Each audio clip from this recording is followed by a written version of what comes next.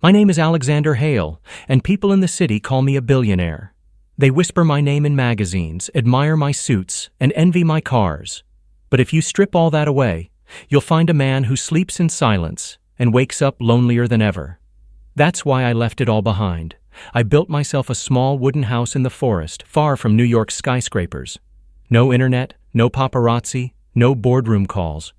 Just me, the scent of pine trees, the sound of birds at dawn, and the creaking of my wooden porch when I step outside with black coffee in hand. People think money buys freedom, but truth is, it shackles you to expectations. Out here, I could breathe. I chopped my own wood, fished from the stream, and read books by the fireplace at night. I didn't need luxury, only peace. Still, something was missing. A strange hollow in my chest. I told myself it was enough to be alone, but loneliness is a hunger that no wealth can feed. Then it happened. One late afternoon, while walking through the forest trail with my axe resting on my shoulder, I saw her. She was sitting on a fallen log, sketching in a notebook, with strands of golden brown hair falling into her face. She looked so focused, so lost in her world, that she didn't even hear my footsteps crunching the leaves.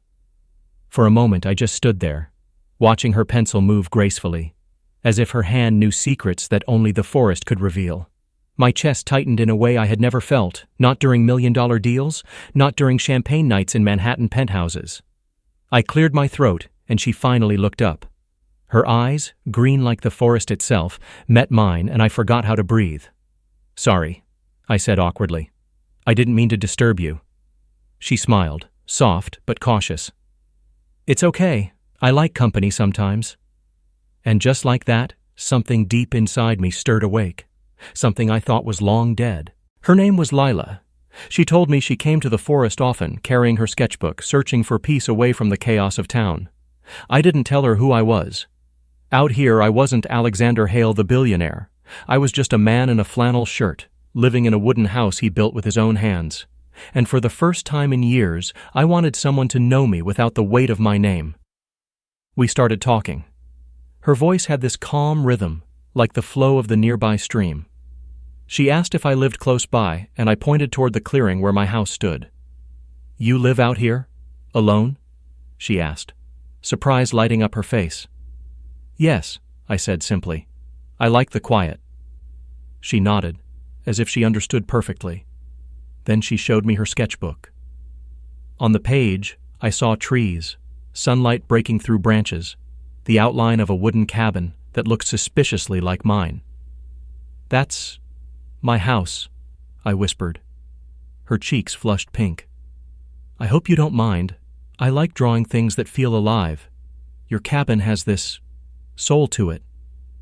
No one had ever said something like that to me. Most people looked at my skyscraper offices or private jets and saw dollar signs. But she looked at my little wooden house and saw soul. The sun began to dip, painting the sky orange and gold. She stood, brushing off her jeans, and said, "I should head back before it gets dark." For reasons I couldn't explain, I felt a pang in my chest. I didn't want her to leave. "Wait," I said quickly. "Would you like to come by for coffee sometime? The house you've been sketching. It might look better from the inside."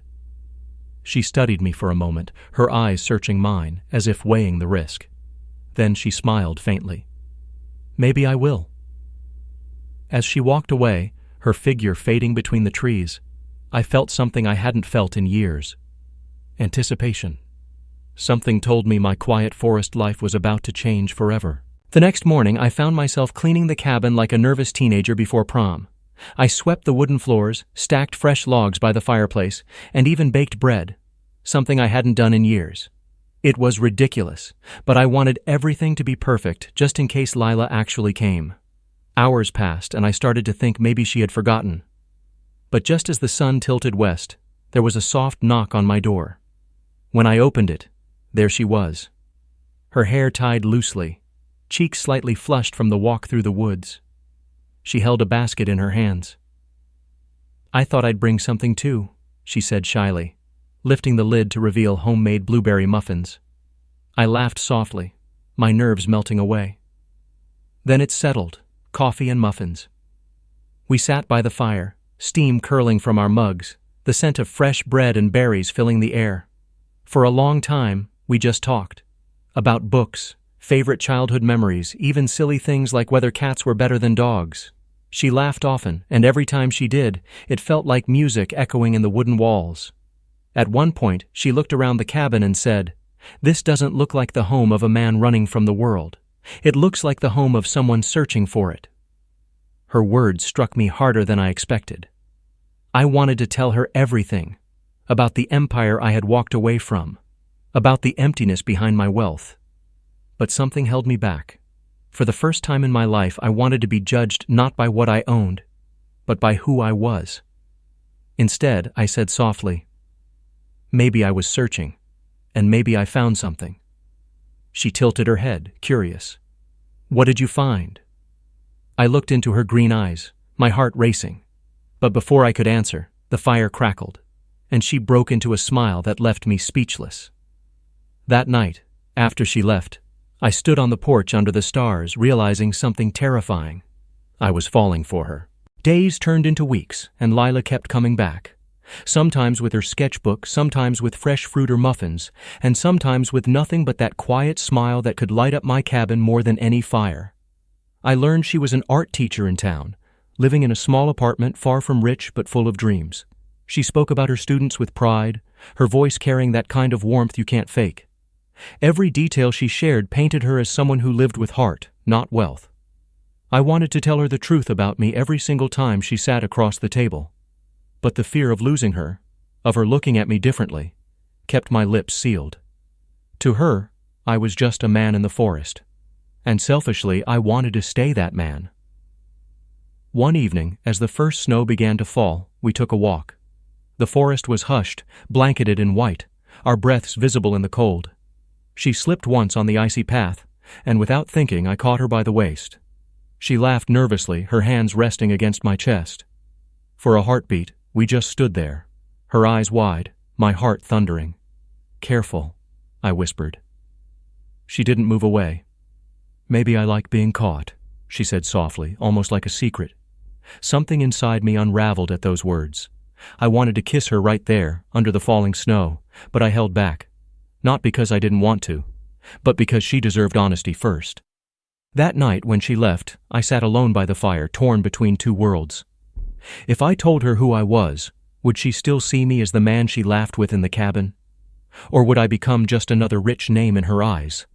I didn't know. All I knew was that I couldn't lose her, not now, not when my heart had finally found a home. And so, I made a decision. The next time she came, I would tell her everything. The day I decided to tell her, I was more nervous than I had ever been during any board meeting or billion-dollar deal.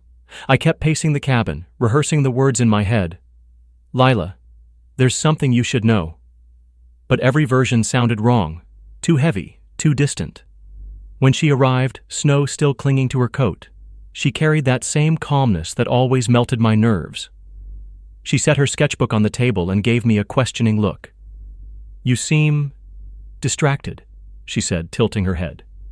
I swallowed hard. "Because I have something to tell you. Something important." She leaned forward, her green eyes searching mine. "What is it?" The fire popped, as if urging me on. I took a deep breath. "Lila, I'm not just some man living in a wooden cabin. I came here to escape. In the city, they call me Alexander Hale, the billionaire. I own companies, towers, all the things people dream about. But none of it made me happy, so I left it all behind." For a moment, silence filled the room. She didn't blink, didn't move. My heart pounded so loudly I thought she could hear it. Finally, she exhaled softly. "You're serious?" I nodded.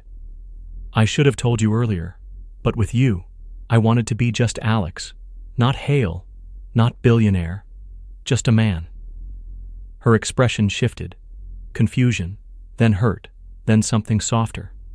She stood and walked toward the window, watching snow drift past the glass. "I don't care about money, Alex," she said quietly, "but I do care about honesty. Do you know why I liked coming here?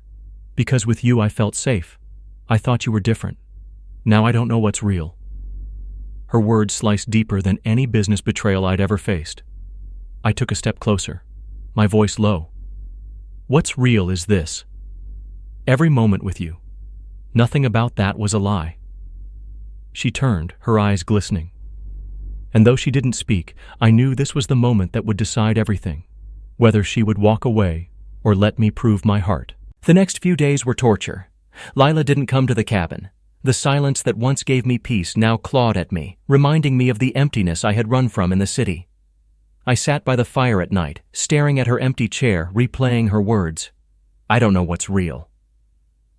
On the fourth day, just as I was losing hope, I heard a knock. My chest tightened as I opened the door. There she stood, cheeks pink from the cold, her sketchbook clutched to her chest. "Can we talk?" she asked softly. I stepped aside, my throat dry. She sat down, opened her sketchbook, and slid it toward me. On the page was a drawing of me, sitting on the porch, staring at the forest. Not Alexander Hale, the billionaire, just Alex. "That's how I see you," she said. "Not as a man with money, but as a man who looks like he's searching for a home inside himself." I stared at the sketch, my vision blurring. "Lila?" She held up her hand, stopping me. "But I need to know something. If I were no one, if I had nothing to offer but a sketchbook and simple dreams, would you still want me?" Her voice trembled, but her eyes burned with challenge. Without hesitation, I moved closer. "I don't want your money, Lila. I don't want your status. I want the way you laugh when you trip on the porch steps. I want the way you bring blueberry muffins just because. I want you, all of you, that's it." She studied me for a long moment, her lips trembling like she was holding back tears. Then, slowly, she reached across the table and took my hand. "Then prove it," she whispered. "Not with your wealth, with your heart." In that moment, I knew she wasn't walking away. She was giving me a chance no amount of money could ever buy. And I swore to myself I would spend the rest of my days proving her right. From that night on, everything between us felt different, deeper, unshakable. Lila didn't want gifts. She didn't care about the empire I had left behind. What she wanted was simple: my time, my honesty, my heart. And for the first time in my life, I realized that was the one thing I had never truly given anyone. Winter in the forest grew colder, but inside the cabin, warmth lived in every corner. She painted by the fire while I cooked, and sometimes we'd trade, her handing me a sketch, me handing her a plate of bread I'd baked. We laughed at our mistakes, teased each other endlessly, and when silence came, it wasn't heavy anymore. It was comfortable, like two souls breathing together. One evening, snowflakes tapping softly at the windows, I brought her to the porch. The night sky was ablaze with stars, the kind you could never see in the city. I took her hand, my heart pounding harder than it had the day I signed my first $1 million deal. "Lila," I said quietly, "I spent years chasing things that didn't matter. Power, money, control. But the only thing that makes sense, the only thing I never want to lose, is you." Her breath caught, her green eyes shimmering in the starlight. I sank to one knee, not with a diamond that screamed wealth, but with a simple silver band I'd carved myself from the forest wood. Her hands flew to her mouth, tears spilling as I asked, "Will you be the heart of this home? Will you marry me?" She didn't speak. She just threw her arms around me, whispering, "Yes, Alex, 1,000 times yes." And right there, in front of our little wooden house, beneath a sky that had watched me at my loneliest, I finally found what I had been searching for all along. Not peace, not escape. Love. Pure, imperfect, life-changing love. The forest wasn't just my hiding place anymore. It was our beginning. And for the first time in my life, I wasn't a billionaire running from the world. I was simply a man, holding the woman who had given me a reason to stay.